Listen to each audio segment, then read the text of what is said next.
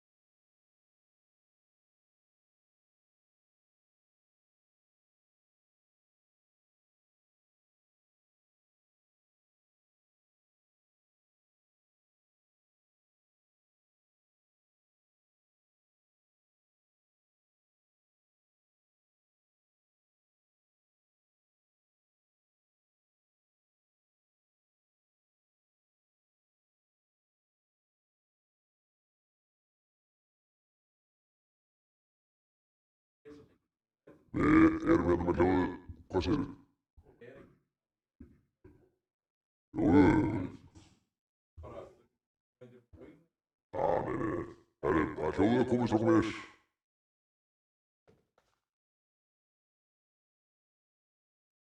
Á, herru, vá, sándið í mér, strákar, heyrið í headphone-unum. Bam, bam, bam. Kemur þetta svona út líka? Ég lendi í þessu áður. Þurfa að... En það eitthvað hérna. Nei, þetta hérna, býtu, hvað breyttist núna? Já. Ok. Þetta var fyrir... Já. Þetta svona grínarastöf. Þegar grínararnir eru að... Það fyrir maður að koma okkur fyrir með endilega komið smassaða passspurningar. Við ætlum að fara að hendi sér í gang öllu saman. Og ætlum að vera með ykkur á tjattinu.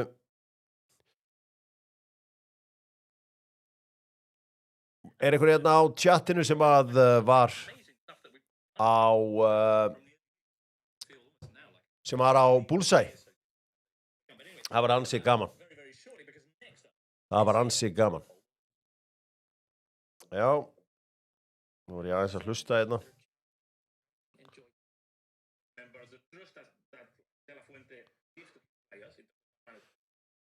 Já, þessi leikur í gær, förum við yfir hann að sjálfsögðu og hérna förum við auðvitað yfir bestu-deildina. Það sem Þórsarar unnu Víkinga, óvænt. Þeir að koma sér fyrir Gunni Birgis sem mættur AI á leiðinni. Já. Að sjá.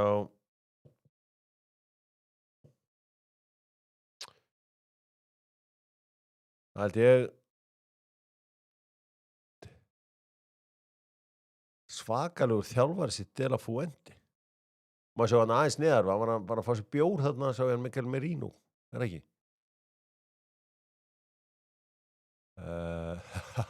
Það með glóðurauga eftir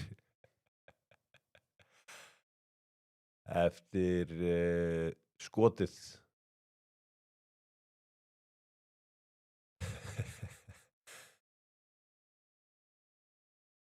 Geðveikt halftime show í gær.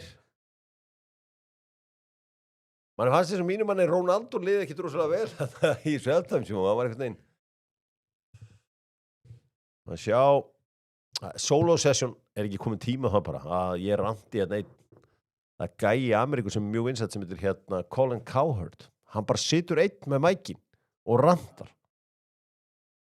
Það er ótrúlegt, hann þarf ekki að hafa neitt til að spjalla við sig. Hann getur bara rantað þetta einn í rólegheitunum. Það held ég er að biðja smassaða passspurningar á leikmönnum. Og endilega hjálpið okkur þar. Það skiptir okkur miklu máli að menn geti hjálpað okkur þar. Það strax komnar einhverjar spurningar. Nú,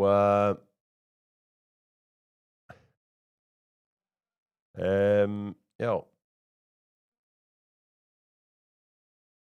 Var þetta stórkostlegt mark og hafið séð annað eins? Það er fyndið. Þetta góð spurning. Var Hjör-svektur þegar Rodri lyfti titlinum? Ég átti hann að lyfta. Þeir áttu að lyfta hann saman. En mér finnst allt fara alveg æðist að framann í gær. Þannig að það vantaði ekkert upp á það. Gunni Birgis frábær í gær.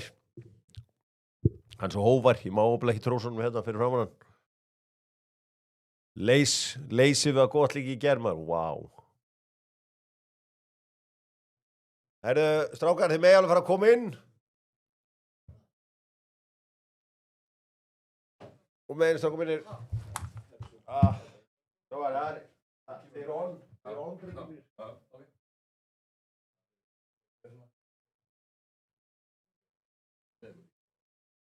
Ég starfsmann það? Nei. Komum sem alltaf fullur hérna? Nei! Það var svona alltaf í söfnuna. Æðir. Maður. Við erum on. Á þetta háum ekki skilið, takk fyrir mig. Jú. Er þetta að setja það í gang? Það er alveg. Getur... Þetta er þannig. Takk fyrir mig, Ingo. Já, ég get það. Takk fyrir mig. Þetta er alveg takk fyrir mig moment, sko. Já, algjörlega. Þetta er það, sko. Maður heyra, hvað sé henni? Má sjá, er þetta á tölvunni mína? Þetta er tölvunni, sko.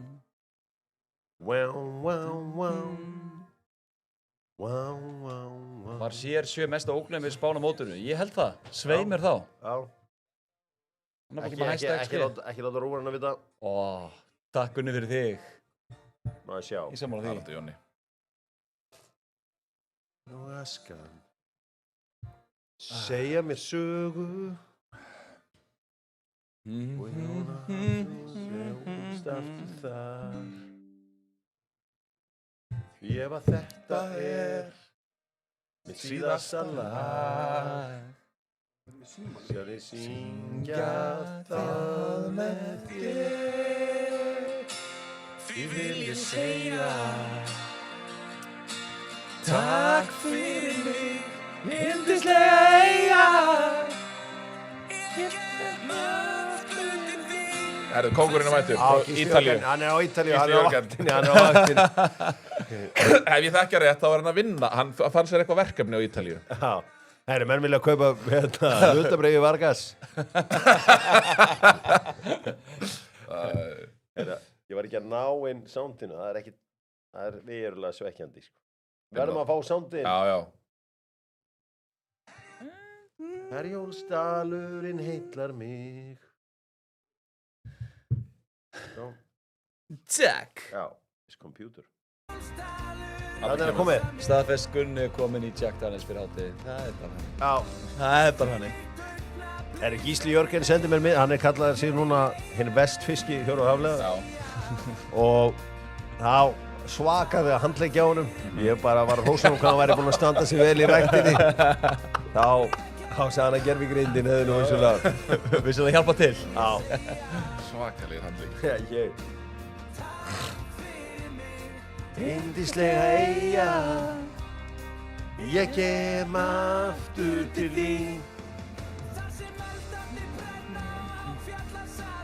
Heillar mig.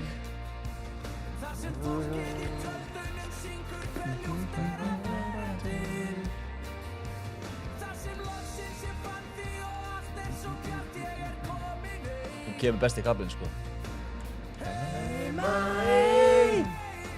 Heima ein. Því vil ég segja Fer þetta... takk fyrir mig. Fer þetta betur á reikning? Þetta er beintin á reikning.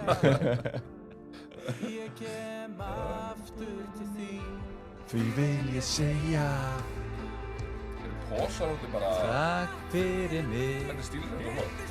Þetta er hrikalega flott. Lúkið skiptir máli í Já, pósaleiknum. þeirra pósarnir eru annars vegar. Þú ert ekkert að strauja kortinni með þetta lúk. Nei.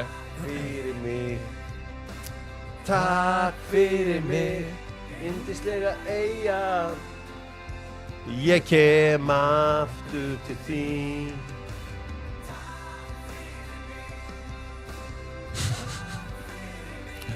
Yndislega eyja. Ég kem aftur til mín. Takk fyrir mig. Yndislega eyja. Já, kannski ég óþarf að spila þetta aftur. Já, það ekki. En ég er samt í þannig gýr núna. Lag sem ég fæ ekki leið á, sko. Nei. Herri, og að fara enda þessu bara í gang, strákar. Eða ekki? Saman það. Herri, Haldið ykkur bara boltan, takk. Hvað er þetta? það er alltaf. Já, það er alltaf einhverjir. Já. Einhverjir sem sjá glasið alltaf hálftómt, einhvern veginn. Já. En það verður líka að vera. Þeir eru líka til. Já, það verður að vera. Því miður, þá er það fólk líka til. Það er ekki allir sömu hálfvitarnir og ég sem sjá alltaf glasið hálffullt. Er það ekki, strákar? Jú. Ok, þá ætla ég að bara, ég þarf að spila þetta af tölvunni. Er Vargas þunnur? Nei, hann er ekki þunnur. Kannski smá, Það er erfitt að vera þunnur. smá whisky, fyrir svepp. Hann náði sér niður. Hann náði sér niður með að fá sér smá Nei. whisky. Ég var mættur heim bara kortir eftir að lög. í smá whisky. Nei. Já, í smá Bara svona smá, aðeins hérna, einn klaki. Þekki minn mann. Nei. Þekki minn mann. Hann klikkar ekki á basicin eins og hann kallar þetta sjálf. Herru, ok. Og ég barast. Setjum þetta.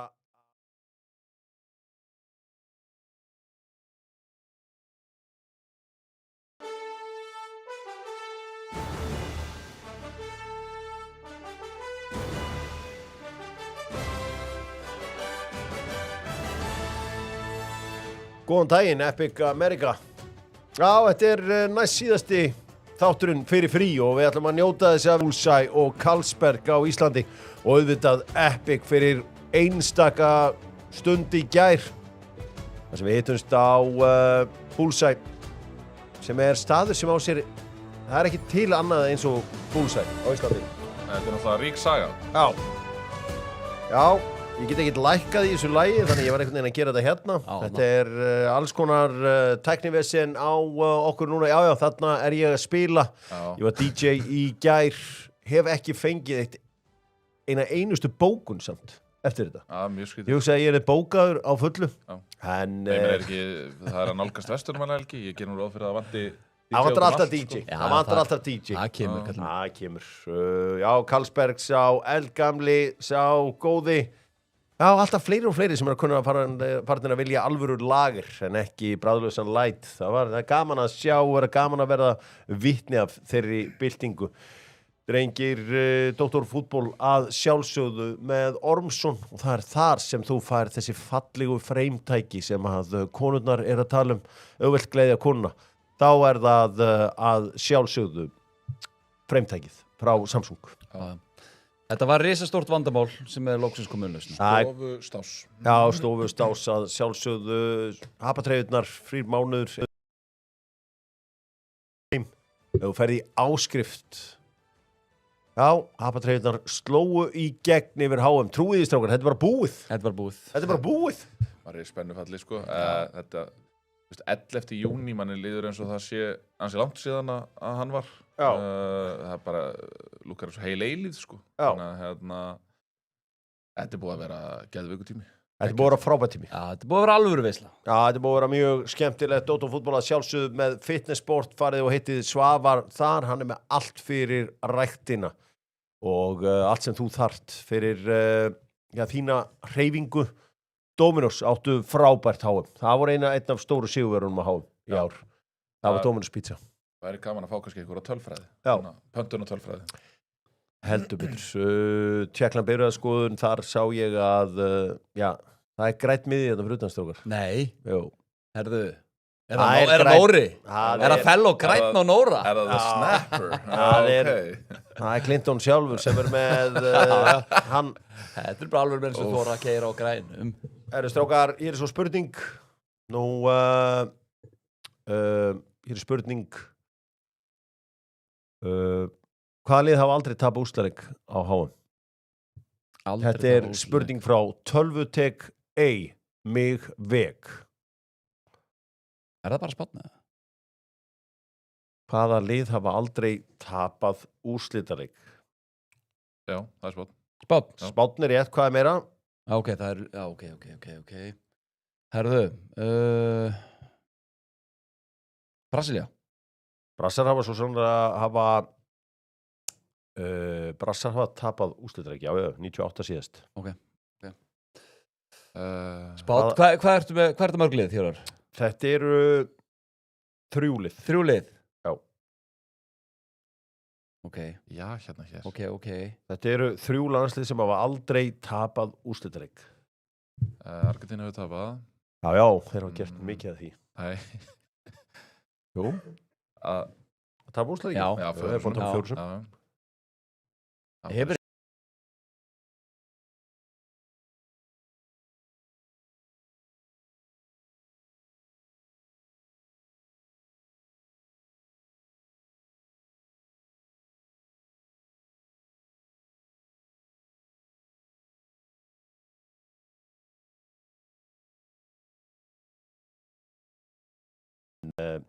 Skiptir ekki öllu máli. Dr. Fútból með verði og ég minni á keppnina þar sem að þú getur spreytti á reglunum inn á regluverðinum hjá verði og það hefur heldur betur slegið gegn fyrir beint í bara leikinn sem framfór í gær úrslitaleikurinn á HM þar sem að Spánverjar unnu Argentínu 1-0 já, í frekar hvað maður að segja þetta var einstefna Spánverja hérna er þetta argentínska lið, er þetta versta lið sem við séð fyrir úrslitaleik HM? Nei, segirðu? Hvað er verra? Nú þarf þetta að bakka það upp, sko. Já. Hvaða lið hefur verið verra? Þetta var hræðilegt lið. Ertu að tala um spilamennsku liðsins eða liðið sjálft? Já, bara spilamennskuna. Mótið eða... Spilamennskuna í úrslitaleiknum. Spilamennskuna í úrslitareiknum. Ok, þannig að þú ætla þá að segja líka að þá væntanlega að Arsenal sé liðlegasta lið sem hefur farið með við tölfræði og annað. Nei, ég var ekkert að pæla í þeim. Ég var bara að spyrja þig, höfum við sé verra lið farið í úrslitaleik HM? Þetta var hræðilegt í gær. Spilamennska, uppleggið, þetta var hryllilegt. Já, þetta var ekki gott. En ég neita að trúa því, þó að sagan sé lengur með líftíma og allt það, þá neita ég að trúa því að þetta sé það versta. Ég bara kaupið það ekki. En þeir buðu ekki upp á neitt? Nei, þeir buðu ekki upp á neitt. Nei. Og það var svona, og þeir eiginlega sko, þetta var svona þannig að þeir voru með lélega spil á hendi í hálfleik og þeir eru nú doblum við down. Þeir ávæntilega vita af því að Romero væri tæpur og svo kemur Paredes hann inn á og þá vissum maður alveg í hvað stemdi. Paredes innkoma var svona 1 ára upp á Skaga. Þetta hann bara kom inn á sem einhver geðsjúklingur sko, hann átti að fá nokkur rauð. Af hverju eru dómarar svona hræddir við Argentínu? Hvað er það við þá sem að bara, þeir voru flautaðir áfram endalaust í þessu móti og að lokum var ekki hægt að koma þeim yfir síðustu hindrunina? Já, voru þeir flautaðir áfram? Já, þú veist hvað ég er að tala um, Gunni. Við erum bara að tala um dómgæsluna yfir... Mér fannst nefnilega dómgæslan á þessu heimsmeistaramóti. Hún var fín. Ég fíla þessa línu vel. Stórkostlega. En þeir voru smeykir við þá. Ég skynjaði það ekki allavega. Hvaða dóm ertu þá að tala um? Ég bara tala um eins og... með við Balogun og Messi, þá er það alveg, þú veist, í byrjumóts. Já, en þetta er bara eins og Jói Már, já, ok, þú veist, fannst þið það rangudómur? Af því þetta er svo langt frá. Já.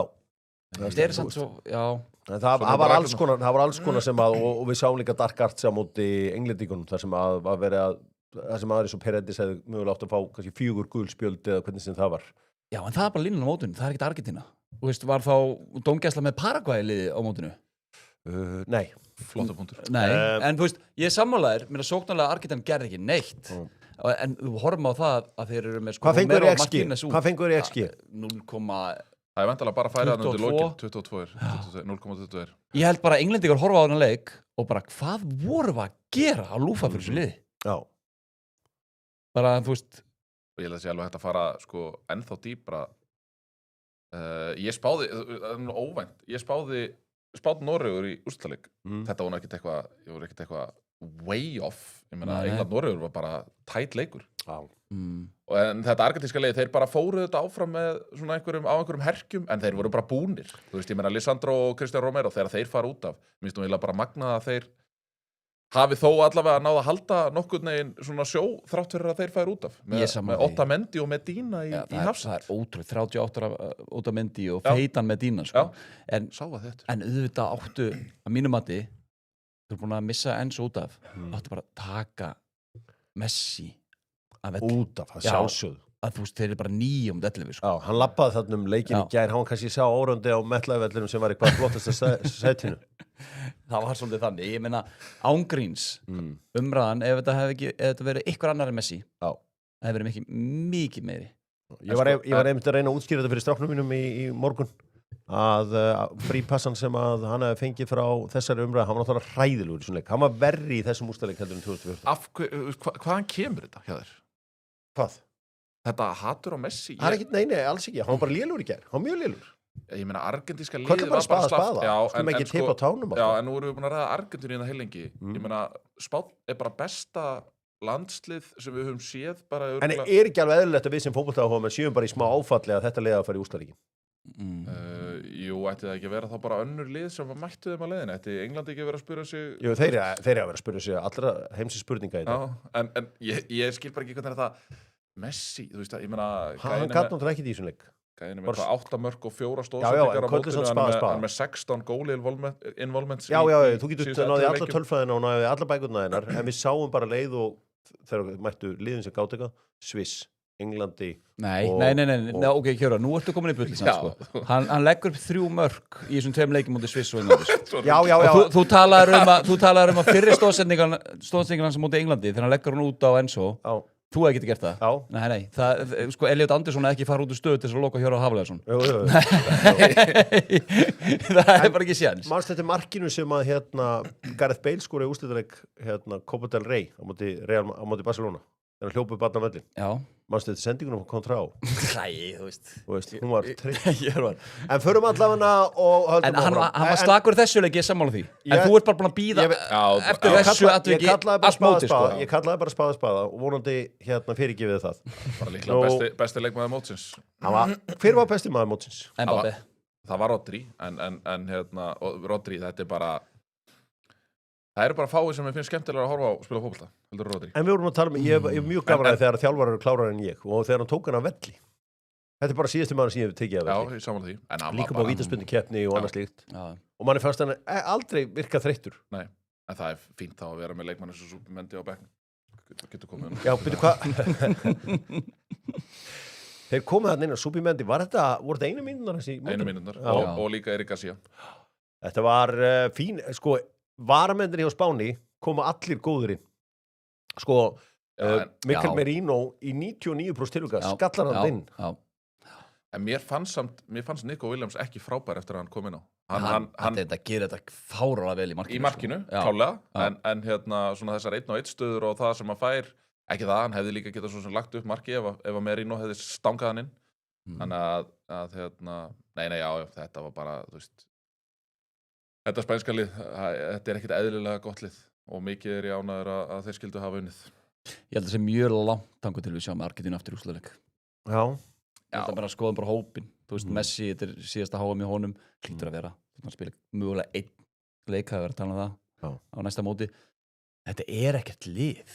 Þú veist, þá er ég að tala um mannskapin. Nei. Og það er ákveðið hjarta og sko geðveiki í þessu lið, en það er fyrir Messi. Sko bara, við náttúrulega sjáum að þetta argentínska landslið breytti svo rosalega við að finna markmann. Já. Við sáum að þeir voru í vesinni, bara argentínska landslið var í 10 ári í vesinni með markmenn og fundu síðan markmann bara upp á þurru. Já. Og sá hefur deliverað fyrir þetta argentínska lið. Já. Og hann átti enn eitt stórleikin í gær. Geggjaður í leiknum í gær. Nú, algjört kontról hjá Spánverjónum frá A til Ö. Hverju voru svona bestir að ykkar mati hjá Spánverjónum? Kubarsi fannst með frábær. Já, herru, Kubarsi á sko, Sóknar hann og á varnarlega. risa björgun hann í 1-0 þegar að leikurinn fór í smá kaos. Já. Vist, ég veit ekki, minna. Rodri var mjög öflugur. Já. Kukureya var mikið í boltanum. Já. Unai Simón náttúrulega, þú veist, gerir vel í þeim stöðum sem að, þú veist, hann er nú aðalega svona bara að sópa upp þegar það komið langi bolta fram. Þetta var, já, þú veist. Við varst aðalega, þú veist, eins og við vorum að koma inn á. Það er gæðin sem koma inn á í svo leik sem breytans. Ferran Torres, svona allt öðru þessu ógn heldur en Oyarzabal. Oyarzabal var náttúrulega skelfur. Já, hann var það. Romero, já, þú veist, áður en fór út af, en Romero var alveg fastur á honum, sko. En mér fannst eiginlega, þú veist, mér fannst Taklia Figo eiginlega bara sturlaður svo leik. Já, hann átti Hvernig hann neldi Jamal hvert einasta skipti sem við ekki boltan. Já, það var Lamine Yamal, litli bróður smætti það inn á völlin. Það var svona stóra stundin í þessu öllu saman. Já, sko þetta var náttúrulega, þetta var ekki skemmtilegu leikur. En ég var samt... Þetta var spennandi. Já, það er málið. Já. Þetta var spennandi, þetta var jafn leikur fyrir mig framlengingu. Ég var alveg skýt stressað fyrir hann leik að þetta er bara, þú veist, Spánverjar myndi komast 1-0 yfir bara á fyrstu 20 mínútum og bara kæfina leik, bara sendingum og skor svo annað. Þetta er bara aldrei leikur. Já. Fengum allavega leik og slagsmál og eitthvað svoleiðis. Það var nefnilega vel varið hjá Emi Martínez að því að þannig skotið í byrjun frá Jamal. Já. Það deflektar. Þannig að, þú veist, hann verið einhvern veginn með löpunum. Það var mikið lukka yfir því. Og það hefði ekki breytið svo auðvitað mjög mikið. Já, ef að Spánn hefði skorað þar, þú veist, þá hefði þessi leikur farið 2-0 og Spánn hefði verið með svona 900 sendingar í svona leik. Þeir hefði bara haldið boltan út í það óendalega. Já, við, sko, kannski aðeins að þá náttúrulega pressa á Slavko Vincic dómara. Hann stóð sér vel. Hann stóð sér mjög vel.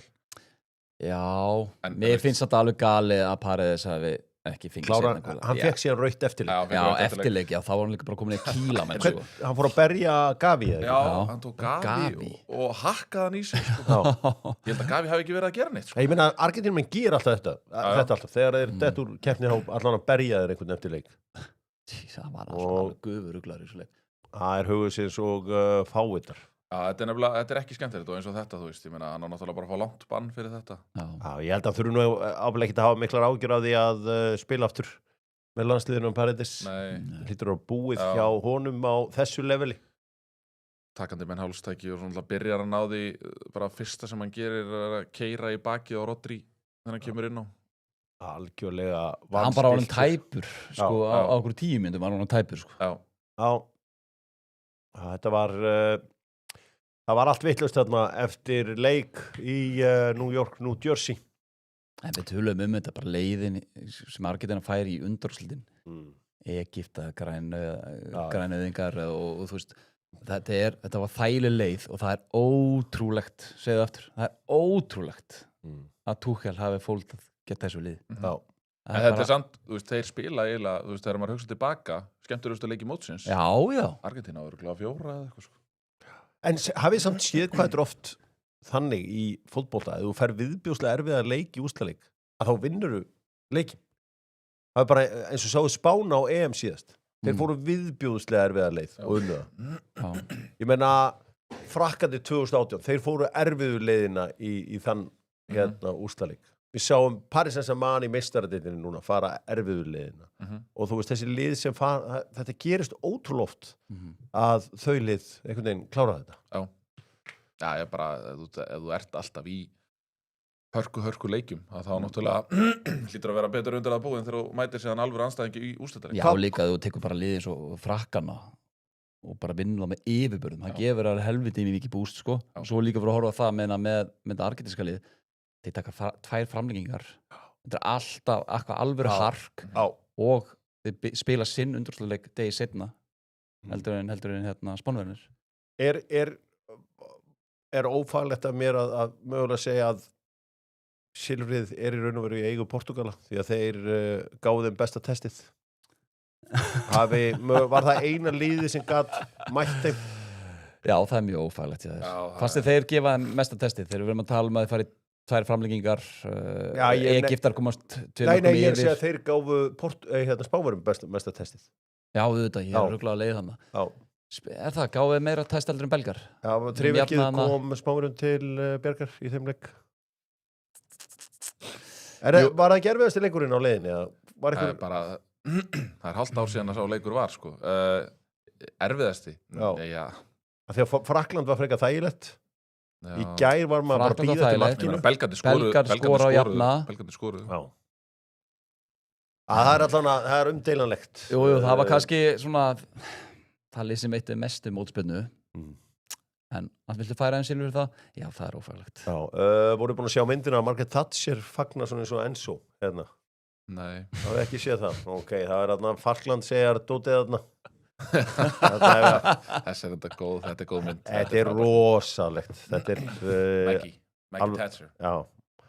Maggie Thatcher þarna að fagna eins og Enzo. En sko, ef við bara kíkjum aðeins á ívendin sem slíkan, hvernig fannst ykkur The Halftime Show? Skelfilegt. Mér fannst það voru vonbrigði þessa leiks fannst mér. Fannst ykkur ekki skemmtilegt? Það var sumt skemmtilegt. Ég var hrifin að Ted Lasso þegar hann var að kynna Bieber. Já. Bieber með gítarinn og það lag sem hann tók var skelfilegt. Já, bara, þú veist, gæinn á 400 góð lög, Já, sko. þetta er eitthvað lag sem allir geta sungið með, sko. Já. Hvað var þetta? Taktu bara Baby eða þú veist, gerðu bara eitthvað, gerðu líðin trustan. Þetta er Ronaldinho, við erum að horfa á Ronaldinho Já, þegar það var Ronaldinho geðveikt. og Ronaldo lappi. Nei, þetta finnst mér ekki. Mér fannst geðveikt Ronaldo og Ronaldinho. Fannst þér ekki geðveikt, Gunni? Nei, þú veist, standa þarna bara svo illa gerði hlut. Nei, glottið Ronaldo er svo gott, Nei, sko. þeir eru bara, hvað erum við að gera þetta? Ronaldo líka í bílnum að keyra. Já, Þú veist að því að Ronaldinho var svona í gýrnum Já. en Ronaldo var einhvern veginn hálf awkward allur. Nei, mér fannst það bara ekkert okkur. Mér fannst það bara, eðlilega þægilegur með... Ég bjóst við betra sjói, ég verð að viðkynna það. Ég bjóst við betra sjói. Mér varst alveg trillt líka þegar Shakira kom hann inn sko. Shakira byrjaði var að góð. dansa. Shakira var eini ljósi punkturinn. Já, svo fóðum Miss Piggy hérna og ég veit það ekki, sumt já. að þessu var alveg Prúðuleikarnir. Já. Ég var alltaf gaman að þeim. Svo það strákabandi BTS, þeir voru frábærir.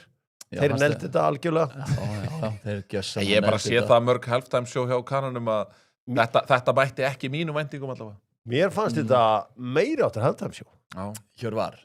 Ég held að Sko, þú ert alveg jafn fastur á þessar línu og þú ert með þitt Messi hatur. Kanin getur ekki klikkað þér. Nei, Hann mun aldrei geta klikkað þér. Þetta var geðveikt. Þetta var ekki það er geðveikt. svo faglegt að geta gaggrind líka. Þá veit maður að fagleheitin eru allsæðandi. Ronaldo og Ronaldinho að keira Bíber, það fekk maður aðeins til að hugsa. Nei, það var alltaf mikið af þessu. Þessu halleluja. Ástá kærleikur og svona. Ég er þar í lífinu. Kanin var að kana yfir sig þannig að gera. Hann er Kanadamaður, sko. Já, ég er að tala um kanin í sko sjóinu. Já, ég Hér naut. nú einhver á chatinu að segja að hann sé ekki með réttin á öllum gömlu lögunum sínum og því miður vegna þess tók hann ekki baby og allt það. Sko, ég hef reyndar heyrt af þessu af því að sko hann var þarna á einhverju tónlistarhátíðum daginn og þá var hann að spila lögin sín af YouTube og var að syngja er þetta ekki rétt munað hjá mér, strákar? Er það ekki? Já, þannig að mögulega á hann ekki réttin á lögunum. En ég meina, þýðir það að hann megi ekki? Já, þið þekkið þetta betur. Við þurfum að rýna í þetta. Já, þetta þurfum að rýna eins í. En sko, við náttúrulega megum ekki gleyma því að eitt af skemmtilegast að gerðist í þessu leik í gerð var í velunafndingunni.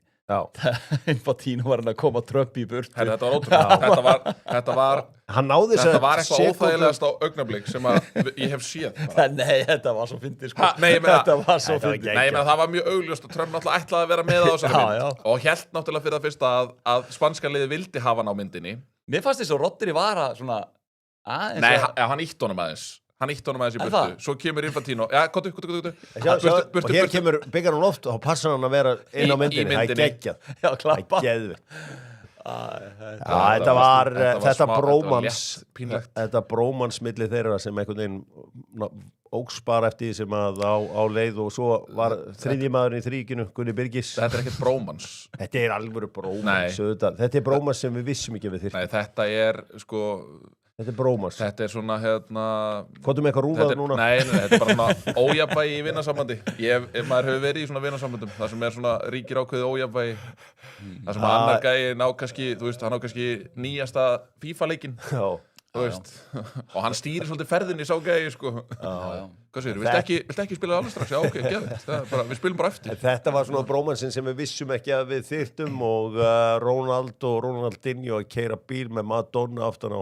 Já, það var ekki á bingosaldinu. Það var ekki á bingosaldinu. Nei, það var ekki á bingosaldinu. Og Gianni og Trump, þetta ótrúlega heimsmeistarakeppni sem að Bandaríkjamenn buðu upp á, mögulega verða 64 liði næst. Ég held að við þurfum alltaf að hafa þetta móti reglulega í Ameríku, 8 ára fresti eða eitthvað slíkt. Af því að þeir geta haldið þetta. Það er eitthvað ekki mörg lið sem geta búið 64 liðum. Þú getur sagt þetta alla íþróttaviðburði held ég. Ég held að séu fáar þjóðir betur í stakk búnar heldur en Bandaríkin. Ef við tökum bara Bandaríkin, það voru náttúrulega fleiri þjóðir sem að heldu þetta heimsmeistaramót. Þetta var virkilega vel hefnað og það var bara vesen á 2 leikum. Það var frakkaleikurinn, hálfleikurinn aðeins lengur og England-Mexiko, frestan klukkutíma. Það var ekkert annað. Nei, þetta var alveg veðrið, það gekk allt upp eins og það var það var ótrúlega sniðugt að halda þetta HM félagslega í fyrra. Því að þeir lærðu svo mikið. En það er svona eftir á, af því að það ringdi alveg eld og brennistein þarna á laugardeginum í New York. Eftir á að hyggja, miðað við alla þessa innandira velli sem þeir hafa upp á að bjóða, er það ekkert spes að hafa ætlað að halda þennan leik á opnasta vellinum eiginlega bara á mótinu. Já, svo sem enga skoðuna er bara gekk alltaf. Því að Dallasvöllurinn er það flottur og geggjaður. Já, en þú veist, þú ert ekki með úsleikinn í Dallas. Nei, Atlanta. Nei, þú ert bara með úsleikinn í New York. Síðast fórum fram í Pasadena. SoFi Stadium. Já, ég held að það verið, þetta allan að það gekk allt upp. Síðast fórum fram í Kaliforníu. Já, það var í Pasadena. En það gekk sem sagt allt upp hjá Bandaríkjamönnum í þessu móti og það voru áhugavert að sjá hvernig FIFA ætlar að tækla þetta með 64 lið. Það virðist allt stefna í það okkur núna að við förum í 64 lið. Kannski einn maður sem við höfum ekki rósað mikið, Kubarsi í vörninni. frábær. Það var frábær, eins og komin á hann átti stóra björgun líka í 1-0. Nefndi hann eiginlega fyrstan úr þessu spænska liði sko. Algjörlega Bara hvernig frábær. hann, þú veist, sendingarnar hans fram á við í millisvæðin þegar hann var að finna Dani Olmo eða Jamal eða Andrés Santos stöf, svona line-breaking sendingar. herðu, viltu fara eitthvað yfir það Wrexham-leikinn hjá honum eða? Þetta byrjað, 50 skallin lítið vel út. Jæs. Þannig að það er ekki margir sem geta brotið línurnar svona. Hvað var hann með margar? Hann var með 21 line-breaking. Þetta er bara Andrés Santos tölfræði. Hann er að brjóta línurnar og virkilega gaman að sjá þetta. Gerum hennan leik upp að sjálfsögðu með Kia, með vantar hljóðmyndina, þannig að ég þarf að sleppa henni. Drengir, hver var bestur í svona leik? Bestur í svona leik. Ég ætla að segja Rodri eða? Kubarsi. Kubarsi. Bestur í þessum leik. Hann á þess að, þú veist, hann er balansinn. Hann er náttúrulega spilarinn og eru bara sem quarterback undir lokin þegar Spánn er bara með línuna sína á sko miðjum vallarheim í Argentínu. Já, og svo á hann þessa björgun undir lokin. Já. Ég, þú veist, Kubarsi, minna þessar sendingar og allt þetta, en ég minna Argentínar Ferran Torres ekki, sko. Þeir bara fóru ekki að miðju, sko. Ferran Torres breyti leiknum. Þannig að, þú veist, ég veit það ekki. Kubarsi frábæra sem móti á risa björgunana, en Argentína alltaf sóttu bara ekki þessu leik. Ég held að það hafi verið þægilegt. Þú talar ofta að þú hefði getað að vera hana. Þú hefði getað að vera hafsendi í spænska liðinu þessu leik, sko. Já, það hefði verið þægilegt. Nú, Ferran Torres, ég man eftir að hafa hitt hann hérna fyrir svona 5 ára síðan. Það var hérna rétt eftir COVID. Það var að staddur á San Carlos, það sem ég held að flestir Íslendingar hafa einhvern farið inn á Dean's Gate. Og hann var eitthvað svo ótrúlega einmannað þarna í Manchester og einhvern veginn gekk ekkert upp hjá honum þarna í Manchester City. Þetta átti að verða mikil stjarna og miklar væntingar bundnar við hann og hann var þarna einmannakallinn og einhvern veginn. Var hann með dóttur Pep Guardiola? Var það eitthvað svona, eitthvað mix? Já, var það hann? Jú, það var eitthvað svoleiðis. Já, það var eitthvað. Það var einhver leikmaður sem var með dóttur hans. Ég held ekki að þeir 3 sem er búin að vera með dóttur hans. Hún er vinsæl með leikmanna. Já, ég meina að geta þá rætt málin með Pep Guardiola. Það hlýtur að vera gaman. En þá ertu komin aftur út í þessa kenningu þegar með tölvuleikinn, sko. Já. Herri, förum aðeins í hérna búðingin úr þessum leik. Hver á búðingurinn? Búðingurinn er Enzo. Er það ekki? Þú veist, Já, á gul, en þetta er það, þeir spila alltaf svo nálægt línunni, þú veist, það er svo mikil passion í þessum leik, þú veist, í leikstíl Argentínumanna, þetta var, þú veist, it was bound to happen, að þeir fengjur rautt spjald, sko, en samt, þú veist, þeir eru alveg að detta inn í framlengingu á gulu spjald að vaði þetta. Paredes, hann sleppur samt. Já, en ég meina þessi hegðun eftir leik og þetta bara, ég hef ekki gaman að þessu, sko. Já, en svo kostaði liðið. Já, hann gerði það. En eins og segja eða, sko, ángríns ég er engin Ronaldo maður, engin Messi maður ég tek ekki þátt í þessum dæmi og þetta er ekkert heit á Messi en 10:11 skal hún vissið nákvæmlega að eini sénsinn til þess að vera heimsmeistari var að koma sér í vítaspyrnukeppni þá tekur Messi að velli, ángríns þannig að, þú veist, mögulega á hann heim í umræðinni sem búðingur að ekki þórað að, þú veist, að þetta er risa ákvörðun að taka en það er ekki svo Messi sé ykkur, þú veist, þú horfður á vítaspyrnukeppni er ekki svo Messi sé ykkur svaka vítaspyrnu teker, sko. Sérfræðingur, Nei. Ég veit að það er hópmynd í lókvikunar með markmennu sem hafa verið víti frá honum. Ég er alltaf að hittast allir. Þetta er orðið á HM. Þetta er orðið svolítið leðilegt fyrir hann þess. Það var hópmynd að taka. Nei, þetta var stórkostlegt mót og þó að við séum svona búin að kvarta hérna yfir Argentínum þá vorum við líka hrósaði með að þeir voru hardir, þeir fóru alla leið. Ég væri til þessi íslenska handboltalandslið verða svona lið á stórmótum, svona lið sem allir hata og þú veist, spila alveg á brúnni. Já, bara lið séu nána svona hræddir við að mæta þeim, sko. Já, ég hérna... Maður sá það alveg undir lokin, Jamal var ekkert eitthvað svona, hann var ekkert alveg geðvikt til í að keyra á Tagliafico í enn eitt skipti. Tagliafico náttúrulega byrjaði leikinn á því að ég hef aldrei séð svona. Hann hékk á honum. Jamal bara neila á öxlunum. Herri, við erum að fá skemmtilega punkta hérna á chatinu. Argentína þýðir silfur. Það er að segja á latínu. Þannig að þetta passaði vel. Þannig að Og ég sammála þessu, það líka kommentar á chatinu. Takklega Figo. Já, ég veit það. Og svo hann setur hann í kálunum. Þeir sem eru að hlusta á Já, hlaðvarpið já. geta ekki séð þetta. En það komment, þegar leikurinn komin í kaos, þá auðvitað viltu hafa Messi þegar liðin droppa. Ég bara að tala fyrir það, ef þú vildi lifa þetta af. Það var aðeins svo mikið lagt á liðið að vera með hann inn á plus tímdöldu. Við slum halda áfram, förum í bara, ef ekki bara að kveðja úrslitaleikinn. Jú, ég held að. Og bara til hamingju Spánverjar. Já. Ég svo sem, ég ákvað að halda með Spáni, en það var ekkit, það var grunnt á því samt. Það var ekki grunnt á því. En aftur maður eiga svona æðislega kvöldstund, eins og ég átti yfir Arsenal PSG. Já. Þú veist, maður eiga svona kvöldstund. Já, þegar hate watch er successful. Success. Já, það er skemmtilegt. Það er bara að hate-watcha besta leikmann í sögu íþróttarinnar sem að þú vinnur við að fjallum. Að það finnst mér bara, ég átta mig ekki á því. Nei, þetta hefur ekkert með hann að gera. Ég er bara með Þetta hefur allt með hann að gera hér á Hafleðarsson. Það gerði það ekki. Allt með hann að gera. Gerði það ekki.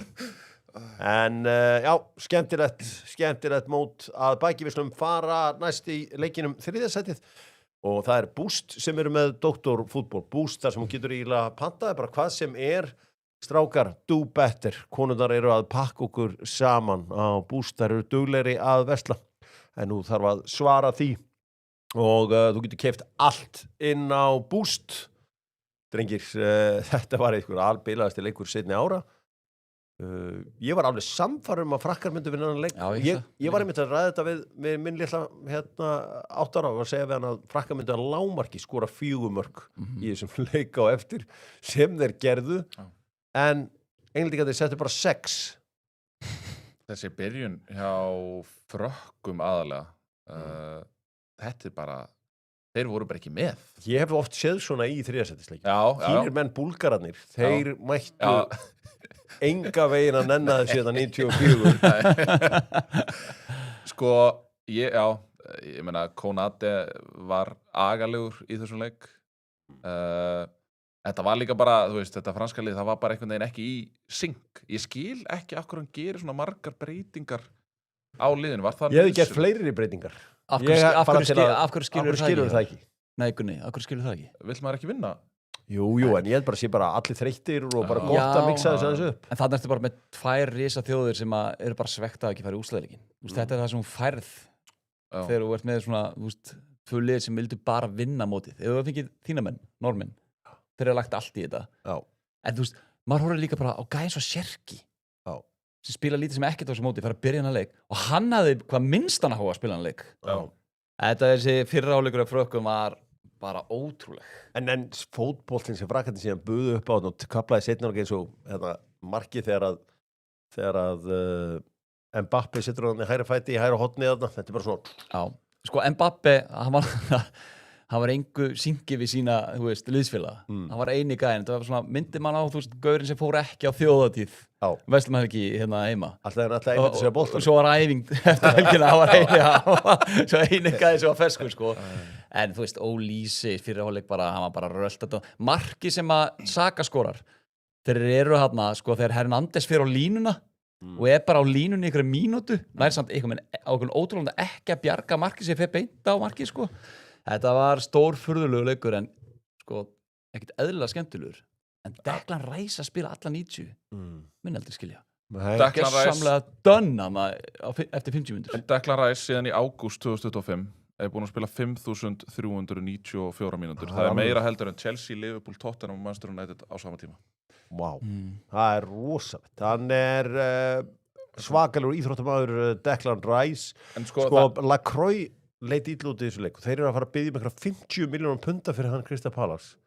Þeir fá það bara ekkit eftir þennan leik, sko. Og Konati, ég held að bara Liverpool-menn hafi hugsað bara með sig og voruð þennan leik bara jú, kannski var bara rétt hjá okkur að hafa seðlana í vasanum Já, ég held að Spara Já, hann leit ekki vel út Hafþór Oddsson spyr, mæti Bukayo Saka bara í leiki sem skipta ekki máli hvað gefið eitthvað fyrir þessa Hann kom inn á móti Noregi, breyti leiknum ásand Spence, gefum hún það líka að hann leggur upp markið á móti Mexiko það er bara stór furðulegt að hann sé ekki settur inn á móti Argentínu Leo Átnason spyr, hvar var þetta í Budapest? verði Leo Árnason auðkífingur af Suðurlandi? Þar var hann náttúrulega að glíma við meiðsli í aðdraganda leiksins en hérna og Leo myndi aldrei spyrja svona spurninga, ég þekki nú Leo hann aðeins fór betur til en það. Búdapest. Já, ég þekki Leo aðeins betur en það. Sko, Erum við að skoða Saka hana? já, við erum að Kemur skoða að Saka. 6 mörgum á þessu móti. Já, en hérna hvernig á maður að orða þetta? Af hverju kemur hann ekki inn á móti Argentínu? Hann gefur það til kynna að hann sé heill eftir leik. Bara Þetta var frábær framistæða hjá honum í þessum leik og einhver albesti leikur sem Bukayo Saka hefur spilað í langan tíma. En þessi leikur var samt bara, þú veist, þetta var alveg bull þannig séð, sko. Það Já, er erfitt að rýna í frammiðstöðu leikmanna, þótt að ég sé Saka-maður og Asina-maður og allt það, en bara sáu línunni hjá frökkum, sáu hvernig hlupið tilbaka, þú veist, það var bara engin ákef. Nei. Þannig að, þú veist, ég veit það ekki. Hvað finnst ykkur þessa bronsleiki? Þú veist, eins og þarna. Þetta var skemmtilegt. Já, það var skemmtilegt. En maður sá það skrítið að horfa á svona leik, þú veist, og mér finnst alveg, þú veist, þetta á að vera stór leikur. Mér finnst það líka að vera svo geðvitt líka á 9 á laugardagskvöldi, Já, bara já. að sitja og slaka á og horfa á hann leik, þetta var meira áttar. Já, en það er bara svo skrítið að sjá, þú veist, eins og Bellingham í þegar voru 5-4, þegar hann færi hann áður hann skorar. Og hann er bara ekki að dansa inn í teig og bara svona smá værukerði yfir þessu, svo klúður hann svo færi og myndaði lán og hann bara hlæjandi. Þetta er skrítið. Já, þetta er samt besti árangur Englendinga síðan 1966. Já. Takk sem var allt tal fyrir leikina að þessi leikur var bara, þú veist, Önnur skipti medalja. ekki máli og eitthvað svona, er bara stór fyrirleg, Já, ég held þetta sé ennþá meira svekkjandi fyrir Englendingana. Hann var klúðrað þessu á móti Argentínu á, herri Malo Gusto, sá að slákur, wow. Þetta víta. Guð minn góður. Hann var ekki alveg í syngið þarna Nei. í þessu öllu saman. Nei. Og, Það var ekki gott. nei, þetta var nefnilega ekki gott. Það verður bara að segjast alveg eins og er. Rabiot, það er leikmaður sem hefði þurft að koma í enska boltan. Hann er... Byggður fyrir enska. Já, Hann er það. hann hefði átt að koma þar inn. Já, þetta var skrítin leikur en frábærstæði hjá Bukayo Saka sem var besti leikmaður vallarins. Hann hefur alveg jafnað sig, Rabiot, eftir að hafa tapað hérna á Kópavogsvelli með U19. Já, ok. Hann hefur jafnað sér eftir það. Hann hefur jafnað sig eftir það. Virðist Hann það. tapaði fyrir íslenska. Mjög jákvætt. Tapaði fyrir Sindra Björnsson og félögum í íslenska U19 á landsliðinu, langum að segja. Já, flottur sigur hjá þeim. Ég ætlum að gera upp allt heimsmeistaramótið á morgun. Ég ætlum að velja liðið og bestur og vestur og allt þetta og skoða þetta út frá, já, bara svona smá uppgjör. Bestur og ætlar að velja versta leikmann mótsins. Bara út frá tölfræðinni. Ég meina, þetta þá ekki bara einhver leikmaður í Paraguay eða eitthvað. Já, það er alveg líkt þetta Haiti. Eða Curaçao. Já. Sko fyrsti maður sem er datt í hug var þarna minn maður í Suður-Afríku, Sirhól. Já. En Þeir voru ég veit ekki hversu faglegt það var því að Suður-Afríkumenn þeim óks ásmegin í mótinu. Já, þetta er endið öðru sem í deilinu. Já. Gerðu það. Er eitthvað sem vilja klára með England og Frakkland? Bara Didi Deschamps er búin að kveðja núna. Haldið að Tuchel verði með liðið á EM 28? Já, ég held að. held ég. Já, en þetta voru hörmulegar 30 mínútur hjá honum. Við erum að fá Gunni Birgis er stóri sigurvegari heimsmeistaramótsins Ég sammála því. Hvað segir það? með lýsti úrslitaleiknum og með bestu auglýsinguna. Já. Herru, við vorum næstu búin að fá þessa aukaspunni bara í beinni í gær. Já. Aukaspunnan undir lokin. Já. Þú hendir í línuna. Já, ég meina þetta. Þú sagði þér aukaspunni á stórættinu staða. Já, ekki fyrsta sinni. Nei, þetta var, það er skemmtilegt. Gunnar Birgisson að slá í gegn og ætlar að færa eitthvað landið núna og hitta fólkið. Já, það er að gefa þér. Ég þarf að komast norður. Ég bara veit ekki alveg hvenar. Alveg næstu helgi eða eitthvað. Já, og ætlar að hitta þitt fólk. Já, ég þarf að hitta mitt fólk þar. Bara í fljótinn og... Já, herru, við skulum, það er áhugaverið tölfræði Emi Martínez sem varði fleiri skot í úrslitaleiknum en Unai Simon varði allt móti. Þetta er ótrúlega. En ógeðslega gott útlöpi og Unai að þóra þarna út að alveg í byrjun leiks. Já, þegar Messi var að sleppa í gernana. Já, þetta gera hann svo vel, hann gera þetta líka mútið frökkunum. Já, hann gerði þetta líka. Svípar helviti vel. Alveg magnaður í þessu móti Unai Simon. Við ætlum að færa okkur yfir í íslenskan fótbolta. Við ætlum að fara í bestu deildina. Já, við ætlum að fara í bestu deildina með orkunni. Orkan er bleika bensinni. Þú getur valið þarna 4 vikur og fengið 26 krónur af líternum. Og ég var að byrja þetta á á hvað leik við að byrja? Við að byrja þetta á skemmtilegasta íþróttaliði okkar Íslendinga. Já, gerum það. Káeringum sem að pökkuðu stjörnunni saman 5-0, svakalegur munur á þessum liðum. Hvað sáu þið sem að kannski venjulegt fólk sá ekki í þessum leikstofur? Sem venjulegt fólk sá ekki í þessum leik. Þið nú Nei, bara fyrir fólk sem sá ekki þennan leik og sér 5-0, bara segja ykkur að þessi leikur hefði getað farið svona 10-0. Já. Þeir voru bara miklu, miklu betri. Káeringar áttu 36 skoti í þessum leik. Bara, þú veist, maður heyrði eitthvað svona, að Stjarnan, þetta er ekkert sérstakt lið sem eru með hann inn á. Þeir eru bara víst með fínt lið í þessum leik. Bara algjörir yfirbúrir. Og mér finnst bara, síðan Jón Þór tók við, það er eitthvað að vita stjörnulið. Þeir byrja bara alla leiki skelfilega. Það var hingað til að koma tilbaka, en áttu ekki breyk í 90 mínútur þessu leik. Sko, þessi nýju menn sem hafa verið að koma inn hjá KR, sérstaklega eins og Galdur Guðmunds, bara koma virkilega sterkur inn. Eiður Gauti er svona aðeins að finna sig eftir svona, ef ekki segja, rólega byrjun á mótinu. Og hann var að koma sér í mikið af góðum stöðum. Þetta er náttúrulega bara, þú veist, þegar að KR er on sóknarlega í leikjum, að þú veist, þá er þetta bara spurningin þú veist, hversu fá mörk þeir fá á sig, því að þeir eru alltaf að fara að skora hellingamörkum. Jason kom inn á. Hvernig leit hann út? Bara eins og leikmaður sem hefur spilað lítið, þú veist, bara gerði ágætlega í þeim stöðum sem hann fékk og á bara eftir að verða betri og betri. Hefur litið vel út á æfingu skilst mér og þannig að þetta er bara jákvætt fyrir Káringa. Og ég meina þeir senda Gyrði norður, en þeir eru samt sem áður með, þú veist, skiptingarna þeirra. Maður hefur alveg séð, hvað að segja, þunnskipaðri varamannabekkja á KR á þessu tímabili. Nú eru þeir að setja inn, þú veist, Sigur Breka sem var talað fyrir mót sem bara eitt besta leikmann mótsins mögulega. Birgir Steinn, Stefán Árni og svo Jason Daði. Fannar Heimisson kemur líka þannig ná.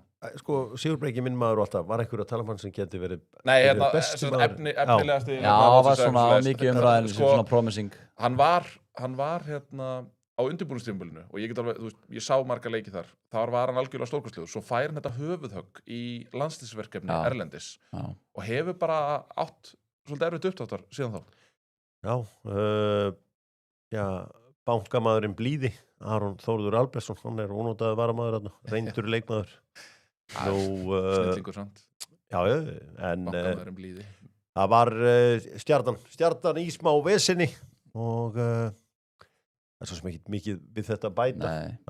Þeir auðvitað gerðu íslenskri knattspyrnu mikinn greiða í vikunni þegar þeir hentu Víkingum frá götu út úr Evrópukeppninni. Já.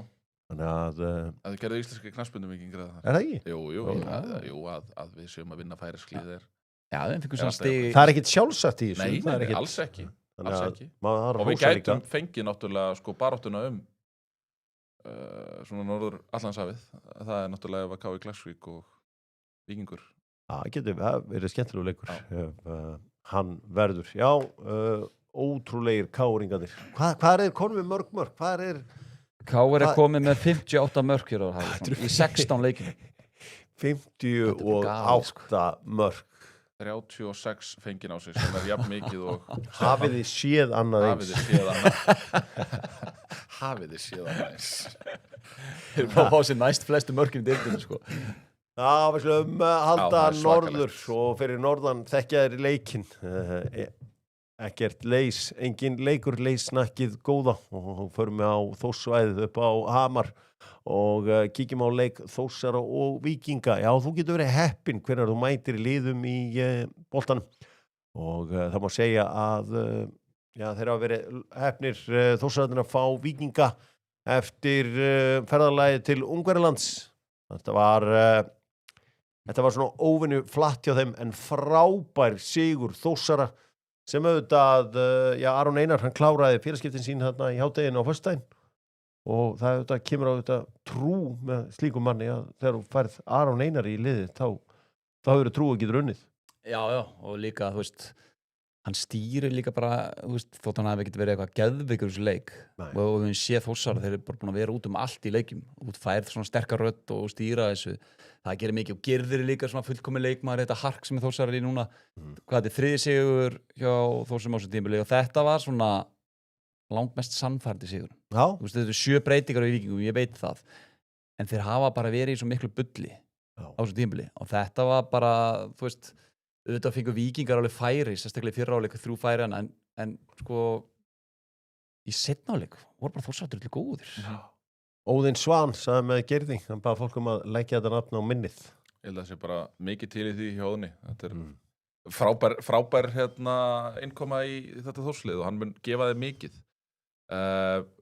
Einar inn á miðsvæðinu, Einar Halldórsson, fannst mér vera besti leikmaður leiksins, leggur náttúrulega upp bæði fyrir Þórsarana og þetta var svona, þú veist, að geta performað á móti þessari miðju hjá Víkingunum fannst mér mikið til hans koma, sko. Sko, það var alveg ljóst að hann var búin að ákveða skiptingarna fyrir leik eins og bara eftir 55 mínútur og tekur hann Gylfa út af til að hafa hann ferskan gegn Ísraelunum á, hvað er það, á vikudagi? Já, Eða er það annarkvöld? Er það ekki annarkvöld? Jú, getur við Jú, það er á morgun. Já, einmitt. Og var greinilega búin að negla þessar skiptingar bara fyrir leik. Mér finnst þetta ótrúlega að sjá hann í byrjunleginu, sko. Já. Það eiginlega bara að segja hversu mikill móðufokkar hann sko. Hann bara pottet fengið að ráða þessu og vildi spila, sko. Já, kannski tekið hann aðeins fyrr út því að hann þurfti að taka hann út af því að var ekki Róbert Torri eitthvað kendi sig eimsla og vildi að nota þetta skiptihólf í 2 skiptingar. Nú, strákur sem að ég held að myndi gera miklu meira Stígur Diljan. Sko, þegar þú skrifa undir á Benfica þá ertu bara komin á ákveðin stað í mínum haus og hlýtur að vera mjög öflugur og ég er svolítið að bíða eftir honum. Já, þeir eru ekki að gefa aðeins meira svokar. Hann búin að spila 80 mínútur á þessu móti. Já, ég er að segja bara, þú veist, ég er bara að tala um bara svona, þú veist, ég bara til ég að sjá bara eitthvað. Ég langar að sjá eitthvað. Já, það kemur. En ég er sammálaður, minna á síðasta... Ég er ekkert bara að tala um þetta tímabil, þetta er líka bara síðast tímabil, ég var til að bara sjá meira. Já. Ég er saman, hann hefur sýnt svona rispur, en það vantar meiri svona stöðuleika, en það er líka helst hans í hendur við það, þetta er alltaf touch and go. Hann er alltaf eitthvað að meiðast þegar hann kemst aðeins að stað. Jákvæmt fyrir... Já, þarf að fá rönn frá hann. Jákvæmt fyrir Víkingarna að fá Daða Berg líka inn í mixið. Já, búin að lengi frá sá. Já, búin að brekka hópinn ansið mikið, hann alltaf, bara var ekki bara mitt tímabili fyrra eða eitthvað svoleiðis. Jú, byrjaði náttúrulega með ótrúlegum látum hann hjá Vestramönnum og frábær sigur Þórsara og munar miklum að fá Aron Einar í liðið þetta fyrsti leikur hans í efstu deild. Já, það er rétt. Þannig að þá eru nú eiginlega flest þessi legend okkar búin að spila í efstu deild. Hver besti leikmaður Íslands frá upphafi sem aldrei spilað í efstu deild? Vá. Ég held að Kolli hafi spilað fyrir HK í efstu deild 2007. Það var spurning, hver besti leikmaðurinn sem er það Birkir Bjarnason? Hann á enga leik. Hann á enga leik í efstild. Já.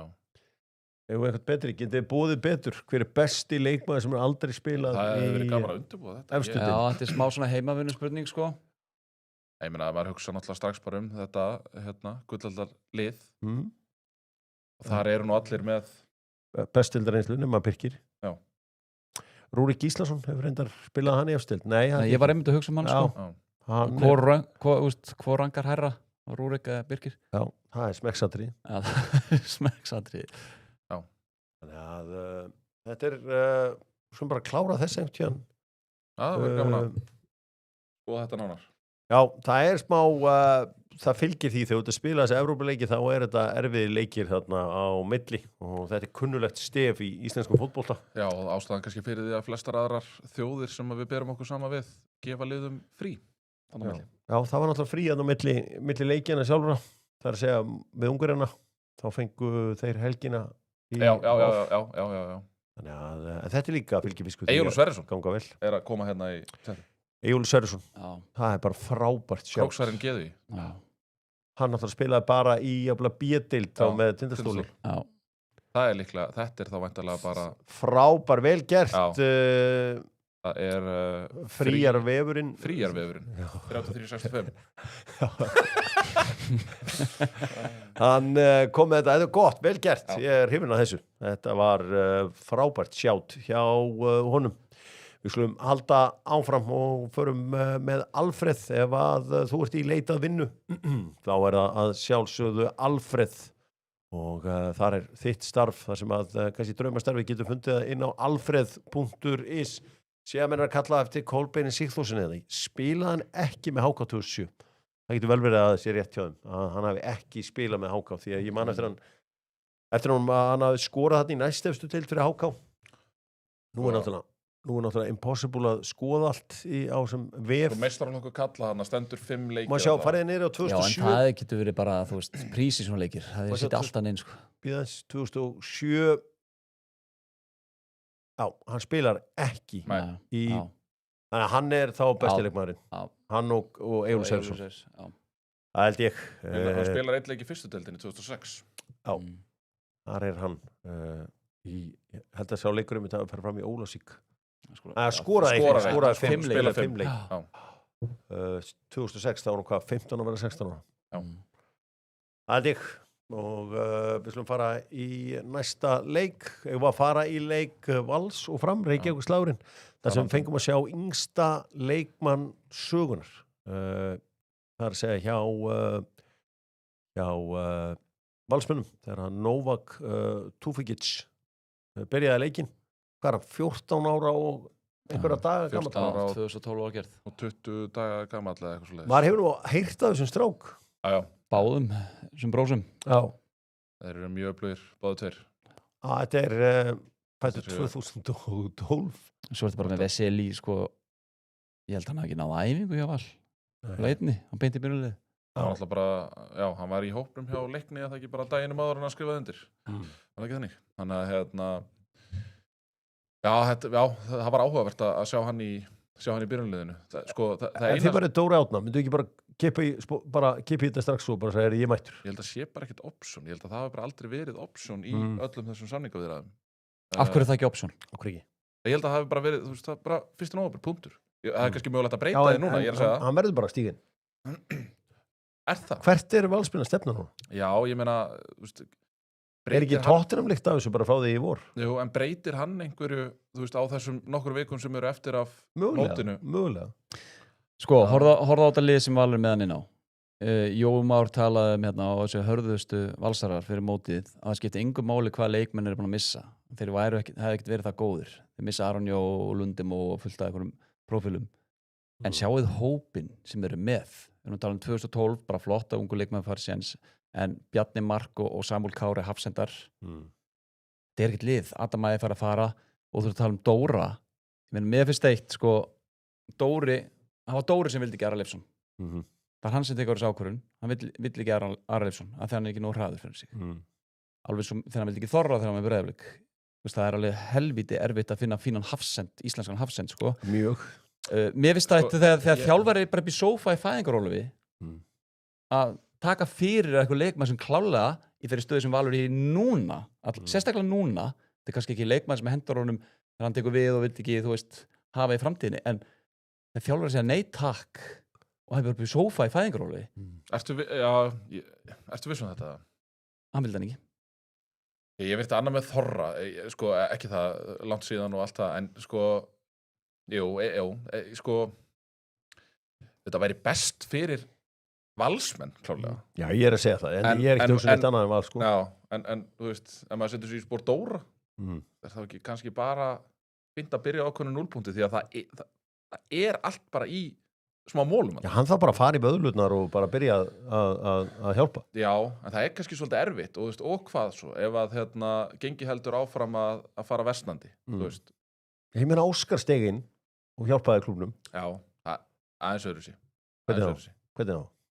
Óskar er náttúrulega bara káringur þrúinn og var þarna að hjálpa klúbnum sínum sem var á erfiðum stað og hafði, þú veist, enga tapa svona þannig, skilur. Getið þessi Valsmenn falla?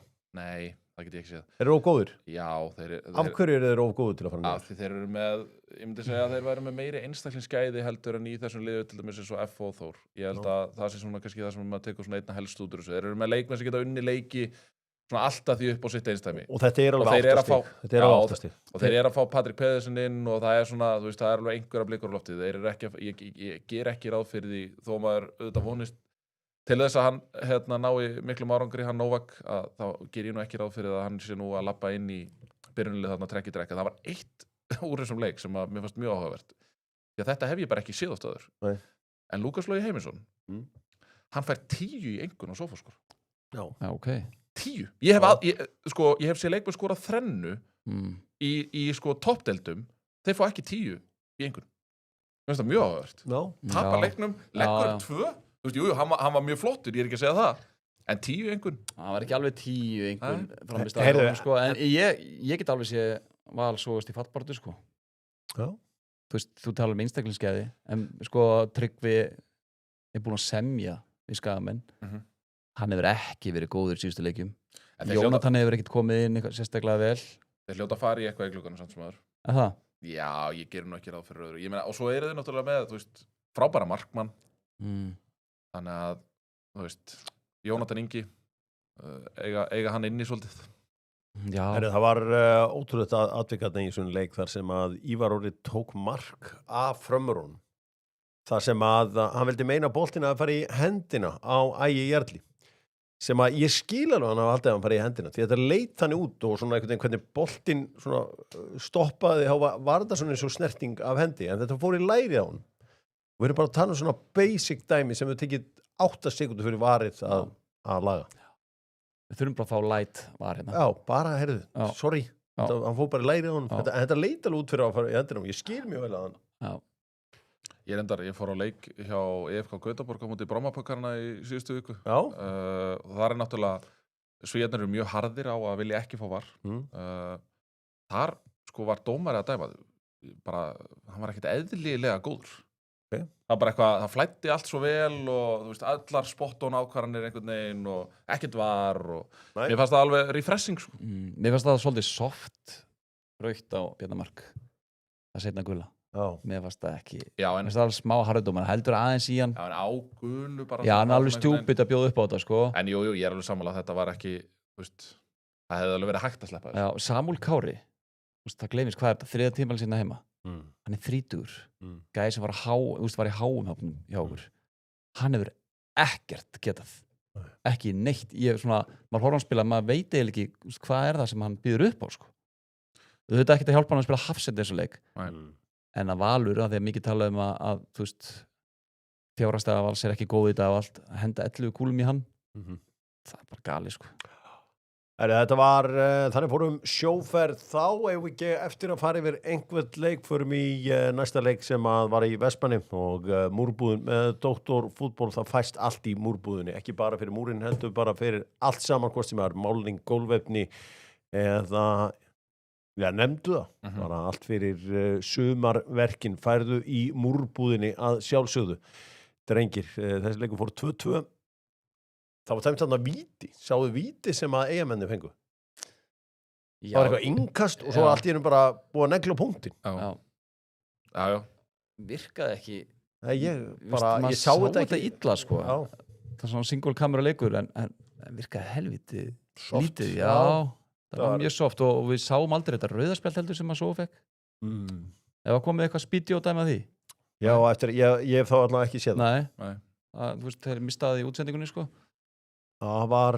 Hann átti að hafa skallað einhvern, eða ekki? Já, ok. Skallað einhvern káamann í hotni eða eitthvað svoleiðis.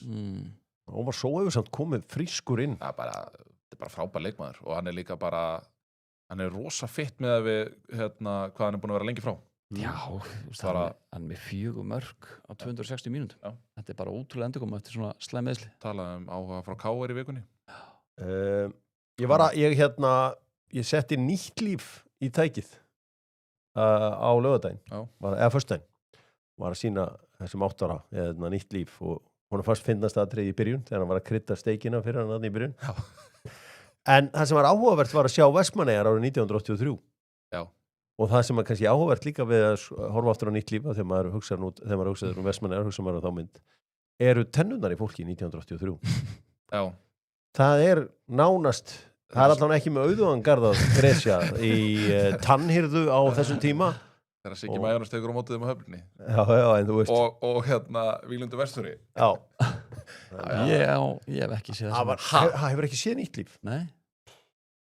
Hvað? Okay, það er alveg sjokking, sko. Það er alveg, ég ætti ekki að vera ráðliði. En það er mjög sérstætt að hafa aldrei séð þetta. Það er eiginlega ótrútt að hafa ekki séð þetta. Það? Frá 1983? Hefur ekki séð Dalalíf og Löggulíf, heldur það? Nei, ég held ekki. Hvað var verið að gera þetta heima? Þetta er ótrútt. Þetta er skemmtilegt, þú ert uník. En nýtt líf svo sannarlega bíómynd sem allir ættu að sjá. Ok. Nú er það bónusinn maður. Verður verið verkamæður. Já, bara, sko, það alltaf gaman hvernig Gabba Víglund greiða þeir eru frá ráðuneytinu. Þurfum að fá lykla. Það verður 2. Það var betra. Já. Svo dreymd hann skítinn og John Reagan dæmið. Þetta er mynd sem íslensku. Þetta er mynd sem eldist vel. Já, að taka þetta hana. alltaf jafn Ok, fyndið. Þetta alltaf jafn fyndið og bara líka að sjá Vestmannaeyjar 1983 og fyrir þá sem að ég horfði á þessa mynd, ég horfði á hana svona 200 sinnum, en í eitt skipti hef ég horfði á hana með Birki Kristinsen þegar við byggum saman. Ok. Og þá leikur hann í myndinni. Hann á ballinu. Þegar hann rýfur fram að það hjarta 7 eða hvað var þetta. Þar Birki Kristinsen. Það Birki Kristinsen. Hann að dansa þetta. Það þurftu bara allir sem voru í eigum að leiki myndinni. Já, geðveikt. Já, þannig að og Björk Guðmundsdóttir fer þarna mikinn. Já, þetta var fagleg umfjöllun leik IBVF og Káa. Nei, ég meina, Káa náttúrulega bara, hvað þetta að segja? Það, þeir raða inn hverjum sóknarmanninum og stórleikmanninum á fætur öðrum, en hann á ekki að klára í 2-1 stöðu manni fleiri. Það er daburt. En öll þessi stig telja. Já, Ég gera það. Já. Ég gera það. Og fyrst að vinir í Þór eru farnir að vinna lengi, þá þurfa þeir á öllum stigum að halda. Sannarlega. Þetta er þéttu pakki. Já, það er spennan í ár. 4 stig sem að skilja að, eða 5 stig sem að skilja að neðri hlutan. Já. 4 stig og Stjarnan og IA í 8. og 9. seti, það er eitthvað sem var ekki á mínu bingospjaldi. Það var náttúrulega mikið talað um þessi lið og sérstaklega eins og IA. Þetta eru lið bara sem eru á mjög erfiðum stað. Já, ef við kannski kíkjum aðeins á leikina sem eru svo í kvöld. Ég meina, hversu geggju deild þetta? Voru ekki allir með Stjörnuna, IA og Káa í efri hluta? Allir? Þetta er geggjudeild í neðri hlutunum. Já. Já. Það er nú aðeins að þéttast líka á torfum. Nú er að Káar vann og Víkingar þöggu. Já. Það er nú búið. Já, það er líklegast búið, en við höldum í vonuna. FH Breiðablik í kvöld. Þetta hafa alltaf verið hörkuleikir. Já, Breiðablik á nú, er þetta að sjá einhvers staðar Þeir eru brasi. Breiðablik hefur streðað mikið í kapleikreglunum. Það alltaf verið að endur sína leik frá 2006 FH Breiðablik sem við Blikar vorum 1-0 yfir hann til á 97. mínútu. Kemur gæi sem var ekki búin að geta neitt, svona ekta gæi til að skora á mér. Alan Dýring. Það var alltaf að tala um að gæti ekki neitt og auðvitað stangaði hann og það var alltaf mikið, þegar ég sé þetta oft út undan mér svona, verið alltaf bara við fylkismenn tóku svo bara Alan Dýring. Var ekki Leifur Garðars sem tók Leifur Garðars sáum við það sæn tók Alan Dýring FH vinnur hennar leik. Þeir eru búin að vera góður rönni. Blikar náttúrulega búin að vinna annan núna hvað, við tökum bikar með 3 röð en síðustu 2 sér í deildina hafa ekki verið samfærandi. FH einhver lemja á þeim og taka stíin 3. Já. Segir ykkur það. Og hinn leikur að hvað var það? Skæin á móti, Keflavík Skæin. 2 grasleikir í kvöld.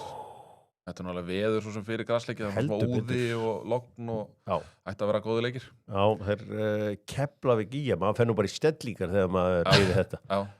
Ég tek klippuna af Bjarnar Guðjónsmarkinu, ég tek hana svona vikulega þegar Guðjóns mætir í viðtal.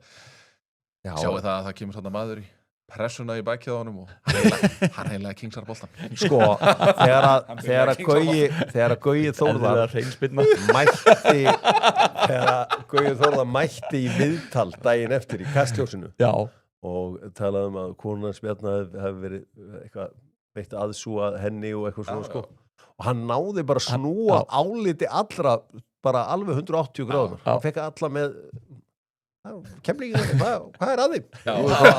Og bara allir fóru að halda með skaganum í þessu máli. Þetta náttúrulega var algjör snill. Ég var að ræða þetta við Baldur Sigurdaginn og hann einmitt kvótaði þetta viðtal sem við vorum að tala um. Þetta gerði á brjála. Hvernig hann náði að snúa umræðinu algjörlega við. Líka að saga Gauja við Keflavík og allt þetta er náttúrulega snillingur. Sjá, Árni Tór þarna náttúrulega eini massaði maðurinn upp á Skaga þarna á þessum tíma til að íta öllum frá. Ég er ekki Steini Gunn, var ekki kóngurinn að lýsa? Kóngur var að lýsa og Logi Ólafs með honum. Geðveikt kombo sko. Já, þetta eru skemmtilega minningar af þessum leik þegar að Skagamenn og Keflvíkingar var þetta Skagamenn að Veistu vinna það, þennan leik. það er sko ekki nálagt honum Þetta er geðveik Ítt í spyrna, baki hann er sko gjössalega að-leita ekkert eðlilega hrein spinna Ítt í baki á honum Og sko Bjarni vildi leyfa þeim að fara fram og skora. Er það Já, þannig? jú, hann vildi það Það var kallinn sem gerði. Já, Af því honum eðlilega ofböð honum Já. framkoma Keflvíkingar. Þetta er sko það væri svo gaman að íslenska boltar með Gauji væri með eitthvað lið. já Þá væri líf og fjör í þessu öllu saman. Það vantar aðeins meira leiti.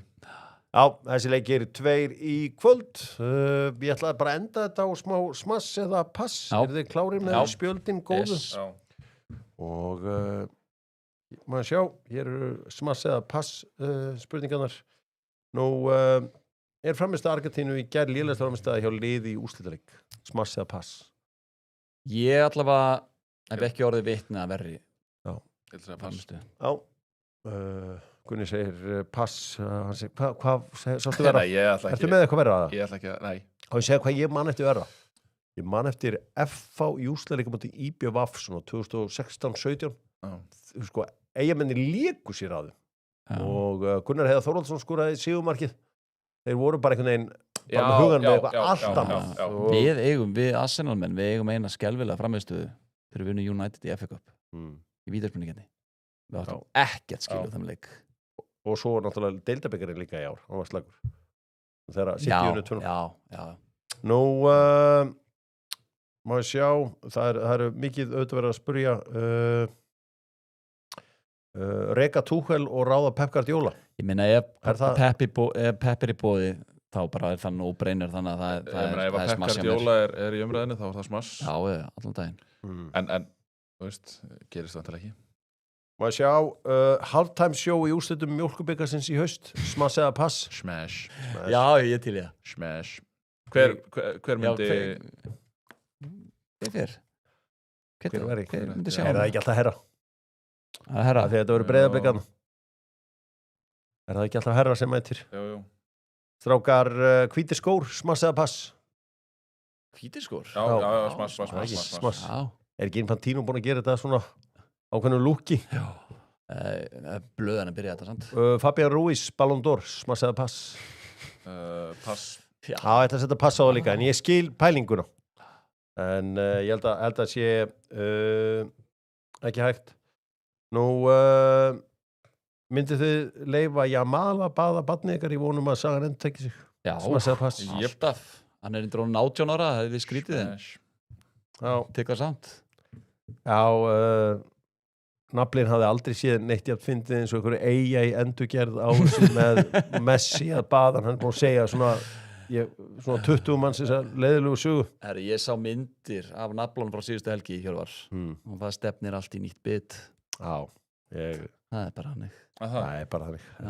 Þetta er farið að vera aðeins svo mikið Bukayo Saka yfir 25 GA í prem Á næstu tímuli? á næstjömbli. Æ, það er pass frá mér. Smash. Ég ætla að segja pass. Smass! 15 mörg, 10 stóð. 16 mörg, 10 stóð. Verðum við ekki að hvíla hann aðeins á næstu tímuli? Næra því. Hann er bara svona leikmaður sem vill alltaf spila. Já, herðu, kannski bara svo alveg í lokin með Einari Á. Ég hitti einmitt kongin í Einari Á helgina. Það var miklu fagnaðar fundir þegar við mættumst og hann er svona að reyna að restore law and order á Dalveginum. Hann er að svona reyna að róa mannskapinn hann niður og nú ertu komið með löggur á götuna meiraðar. Það sem ég sendir nú bara Jóum á heim til Spánar bara meðan við tökum allt í gegn á Dalveginum. Heyri, vinnarar eftir þetta allt saman, hver eru vinnar? Gunni Birgis. Gunnar Birgisson. Já. Hann var frábær hér, ég sammála því. 10 af 10. Takk fyrir það. Það var verið að draga í næstu umferð í meistaradeild Evrópu. Já. Víkingar fá, ef þeir vinna, þá fá þeir Larne frá Norður-Írlandi. Ok. Eða Rauðu stjörnuna frá Serbíu. Já, ég hef ekki bara að segja að þeir fá Rauðu stjörnuna. Jú, ég held að það sé nú öruggast að segja það bara. Það er alveg drátur. Þessi Fox, nýsjálendingurinn, hann er svo sannarlega að vinnur. Já. Hann réðst bara á pinnan þarna á 18. og vann mótið. Kláraði þetta. Tók minn mann Cameron Young sem að svakalega heldur með Cameron Young. Sko, Cameron Young gerði það sama og ég geri, mistök sem ég geri. Hann var ógraður. Já. Hann ætlaði inn á, ég held að hann ætlaði að slá úr glompu með 7 Já. og rétt sleikti bakkan. Og þar vaskaði hann þessu móti. Ég held að hann hafi nefnilega ekki haldið að þetta væri, hann þyrfti að sækja, en það bara chippa upp úr þessu og easy up and down. En svona þetta har auðvitað verið að gáfaður eftir á. Foxarinn maður. Já, Svona, þú veist, áhugavert sveifla hjá honum. Já, mjög. Swing svolítið. Já, hann var Scotty Scheffler, hann sko, hvað hann klúraði mikið af stuttum púttum í þessu móti. Menn voru að ströggla mjög mikið á flutunum. Það var svakalega, Jordan Spieth náttúrulega 3-pútaði af 2 fetum eða eitthvað. Já, mér finnst það æðislegt að horfa á Birkdale og sjá hérna Blackpool, þarna reglulega í fjarlægð. Já. Herru, Gummi að koma með góða punkt á chatinu líka. Þeir fá sér að Tún, svissnesku meistarana eða Dynamo Zagreb eða þeir tapa. Þannig að þetta eru greinilega ekki spes dráttur fyrir vingar. Þetta er ekki lukkupottin. Herru, verður við ekki að segja bara heimsmeistaramótið er vinnur. Þetta gekk allt upp. Gianni Infantino. Gekk allt upp. Gianni Infantino er vinnur. Ég veit ekki samt ekki alveg með það sko. Gianni var með hugmynd 48 lið, það var hlegið, en í dag er það Gianni Infantino. Er 64, er það ofveikið? Nei. En það þarf að vera hlutfallslega rétt fjölgun. Það þarf kannski að jafna þess hlut Evrópu. Já, Evrópa stóð sér mjög vel í þessu móti eftir að hafa byrjað frekar illa, því að mér fannst Tékkarnir voru hræðilegir, Tyrkirnir voru lélegir, Skotarnir voru mikil vonbrigði og svo hvernig Hollendingar og Þjóðverjar byrjuðu útsláttar keppnina. En Belgarnir lítur líka ekkert sérstaklega vel út. Nei, en þeim óks á Spein og Evrópa gerði mjög vel þegar líða fór á mótið og Afrika, þeir voru segir að koma sér í 32 úrslitin. Svo var þeim grýtt út þess að 100 heimsmeistaramótið verður 100 ára næst 2030 og eitthvað verið að tala um 48 lið 64 lið seg afsakið þetta. Nú má ég sjá, Hjörvar þarf að passa sig á múginum á Húsavík eftir umræðu. Já, ég var að tala um að það væri ekki oft ekki góð atrið þarna á Mæridómi. Herru, þeir eru bara all-star line-up núna. Já. Þeir eru ákveða, þú veist, þetta er að vera aðalbæðarhátíð núna. Já. Þannig að Mærudagarnir, já, það verður eitthvað sem segir mér að vera allt stappað á Mærudagunum þetta árið. Nú, einhverju fleiri vinnarar sem að komi í hugan hjá ykkur? Vinnarar. Auðun Blöndal náttúrulega fór til Noregs og hann heillaðist af því sem hann sá þar. Þannig að ég ætla að segja bæði Noregur og Auðun Blöndal. Já, maður svona áhugavert að fara til Noregs og þetta var fallegt hjá honum. Já, þetta var líka svona að sína að hann lifir bara venjulegu lífi. Einmitt. Já, hann getur gert það líka. Já. Eru fleiri vinnarar svona í lokin? Eitthvað sem að heillaði ykkur? Eitthvað sem heillaði okkur. Já, ég meina Káringar. Káringar, Óskar Hrafn. Þeir eru klálega vinnir. Þeir eru vinnir Þórsarar. Luis de la Fuente. Þórsarar fyrstir að vinna Víkinga. Luis de la Fuente fyrir að vera í stórkostlegu standi og vera langelsti þjálfari sem hefur unnið úrslitaleik á HM. 65 ára gamall. Hann er 6 árum eldri heldur en Del Bosk þegar hann var 2010. Del Bosk lúkkaði fyrir að vera svona 75 ára þar, sko. Það er alveg holning á þessu. Bara geðveik holning á hann. Stæðilegu strákur. Stæðilegu strákur. Já, margir að henda í Baldvin Borgas sjálfur segir Gunni Birgis í vinnur. Takk fyrir það. Það er vinnirnir að norðan Baldvin Borgas og Gunni Birgis römmur svo taug og kærleikur þar hjá þeim vinum að norðan. Er það allavega ekkert að ræða þessi félagskipti? Er það farið í gegn eða? Herðu, það eru rísa félagskipti í enska boltanum og eitthvað ótrúlega smokescreen seinni ára. Morgan Rodgers, eitt besti leikmaður enska boltans, er á leiðinni í Chelsea. Eitt besti leikmaður enska boltans. Þetta er 10 marka maður síðust tímabili. Já, ætlar að horfa í tölfræði þá Já, ég meina, hann var stórkostlegu bæði á síðust tímabili og ég veit ekki hvað hann var góður fyrri part, ég man eftir því, fyrri part tímabilsins, þá var að tala já, þessi leikmaður, hann á nú bara að starta á HM, svo dalaði hann. Já, en hann var nú besti maðurinn í 100 úrslitaleiknum. 117 miljón punda fyrir 10 marka mann. Ég veit ekki hvor heimskar, Chelsea eða Rodgers. Rodgers að fara í 10. sæti fyrir að fara í meistaraleik. Svona gæði kosta. Horfðu á hópi líka á Chelsea. Þetta leikmaður sem þurfa að vera eða 117 miljónir. Öllið svona leikmann. Morgan Rodgers. Já. Það. Ég veit það ekki. Ég talaði smokescreen, þetta ekki bara annars skipt sem Arsenal teka smokescreen á Chelsea. Jú. Meina þeir gerðu þetta Ashley Young. Ashley Young. Ashley Cole fyrir ekki. Hitt skiptið er Mudryk. Mikael Mudryk. Annar þeirra í dag ensku meistari hinni frjálsi þetta maður. Hver ensku meistari sér? Trossard. Já. Má gleyma honum. Ekki gleyma honum. Tyrklands.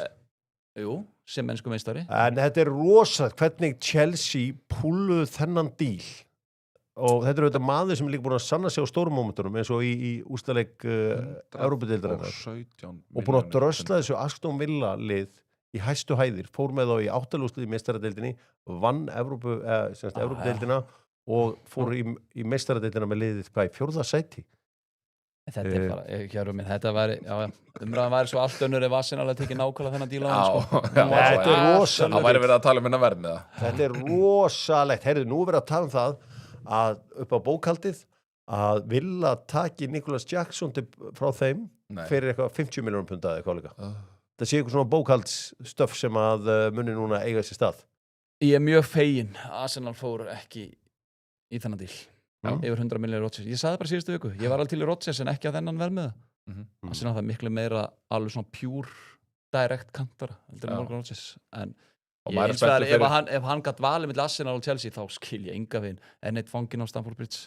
Maður spenntur fyrir Gríkjanum geðu. Ætla að sé Sjólisinn. Það kostulegt.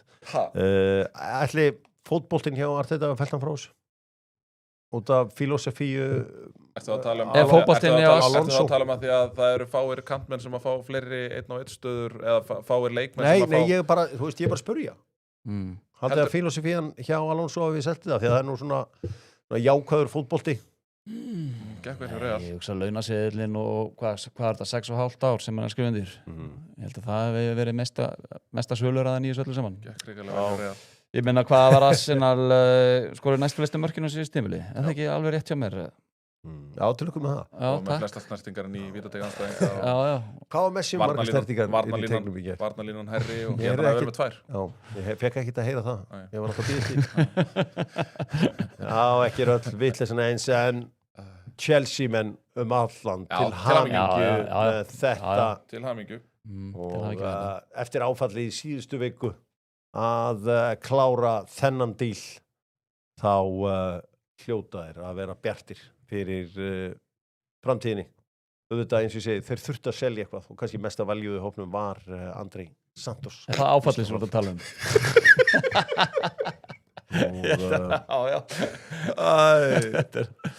Viltu fara eitthvað öðru en að raksamleika? Nei, ég sá hann. Hann Santos, ég geti sagt að hann byrjaði þann leik. Já, hann byrjaði þann leik. En hann var kannski andlega fjarverandi. Erum við að tala um Matt Target getur verið að leiðin í trúl? Þar sé, já.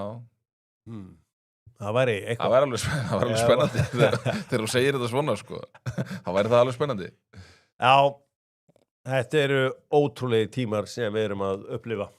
Chelsea að sæna eitt besta leikmannin í deildin til lukku Birkir Búlis, Eiður Smári og allir stuðningsmenn Chelsea á Íslandi.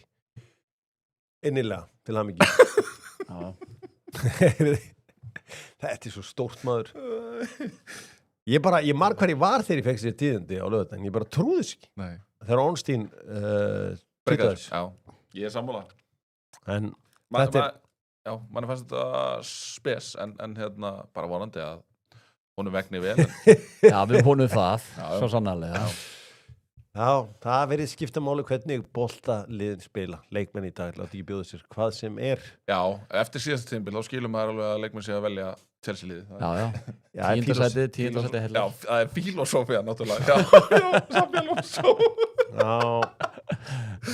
Men ef ekki vilja fara í terrorból Arteta, þessi Paraguay bolti hvað var aftur possessioni í úrslagleiknum? Þú ert nú besti, 26. þú ert svo besti í tölfræðinni. Ég held að það verið 26 eða? Já. 25? Já. Þannig að það var ekki alveg að selja mönnum þetta. En eins og ég segi, mann hlakkar nú til, nú förum við að setja hausinn á enska boltan, við verum aftur hérna á morgun og svo ætlum við að fara í sumarfrí í Doktorfútból og leiða okkur aðeins að njóta og sakna í leiðinni. Strákar, þið voru frábæri báðir tveir í dag. Takk sem leiðis. Takk sem leiðis. Og vegna ykkur vel í dag. Takk.